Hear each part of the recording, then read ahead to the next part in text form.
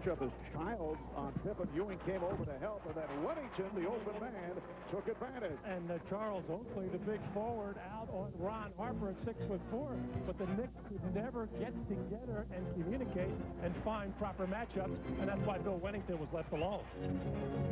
14-5 Chicago, 8-0 run by the Bulls. Oakley, Charles Oakley making contact with Scottie Pippen, who felt that he was fouled.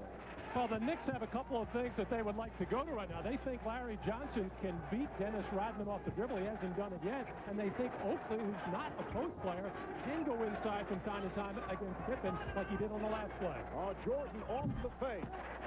That's his first miss. And the crowd reacting.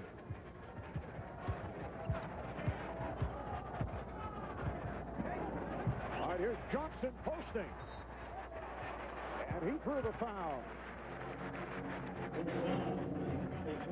Well, the Knicks were all messed up defensively, and Bill Weddington is pointing out where everybody is. Keep an eye on him, as nobody's going to play him, as Patrick Ewing going over for the double team. No rotation whatsoever, as Charles Oakley got caught on a smaller player. He should have been the man to rotate to Bill Weddington, who normally comes up with big games here in Madison Square Garden. You'll remember the one of Michael's first year back, which is almost a 2-year anniversary now, where he hit the game winner the night that Michael had 55. And last year in a playoff game when Dennis Rodman was driving as a playmaker and found Bill Weddington for 2 open 8-footers, which were crucial in that game. Well, Bill Weddington, very familiar with this Madison Square Garden court after spending his college days at St. John's.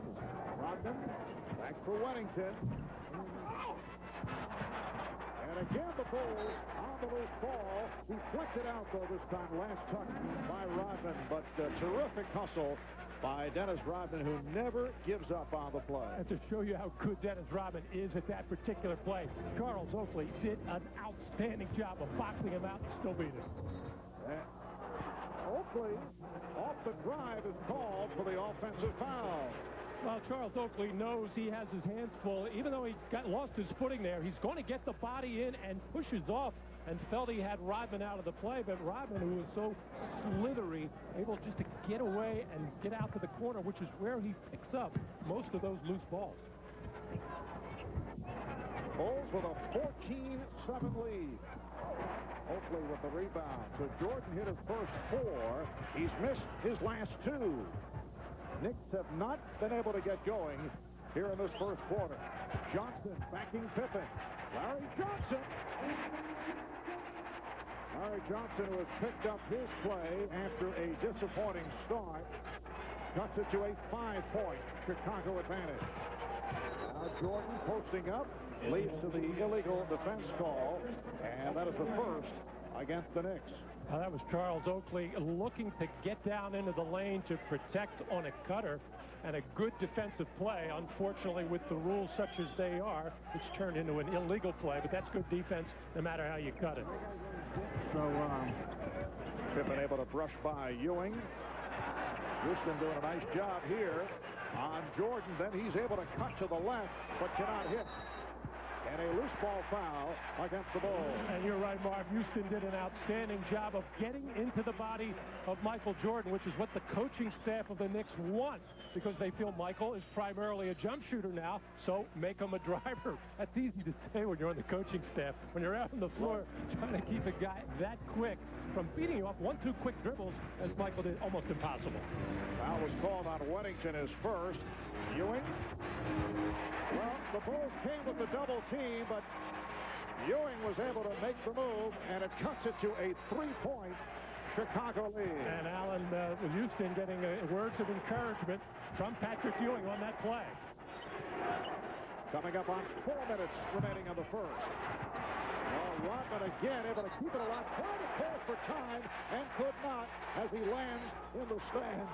And then applauds the official, Scott Foster, for the call. I thought Dennis was going to do one of his layout dives on this one. This time, once again, Charles Oakley had position, and he just had to try it to himself. But Dennis had visions of diving headlong, as he did in Chicago about a week ago. Childs. Chris Childs has missed the last 5 games with a sprained wrist. Back in the lineup, Charlie Ward had been the starter and had been playing well. But the Knicks liked the toughness of Chris Childs against the Chicago Bulls. Crowd wanted to travel. Shot clock at 4. Here's Pippen. And that is his first field goal. He missed his first 3 shots. Well, the stick-to-itiveness of Scottie Pippen on the first foray into the lane. Larry Johnson did an excellent job at 6'7", about 250 pounds, of getting low, bending his knees, sliding along to cut off the drive of Pippen. Then he relaxed just a little bit, stood up straight, and Pippen got it back. Allen Houston. Nice pick set for Houston. Could not put it down, and miscommunication gives the ball back to the Knicks. Dennis saying, he can't believe that Scottie was not able to handle this pass. He thought he just gently bowled it out to a nice follow through and everything, but Scottie Pippen evidently took his eye off it for just a second, lost it. First Turnover committed by Chicago. They take a timeout. 3:08 remaining in the first. The Bulls by 5.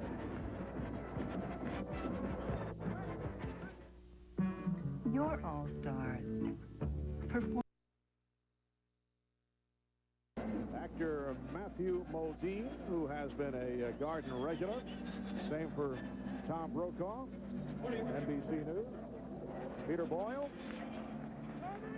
clapping on cue. And from Chicago, I asked Gene Siskel, is he following the Bulls around on this road trip? And Spike Lee, who was at the earlier Bulls-Knicks game at the United Center. Charlie Ward has come on, replacing Chris Childs.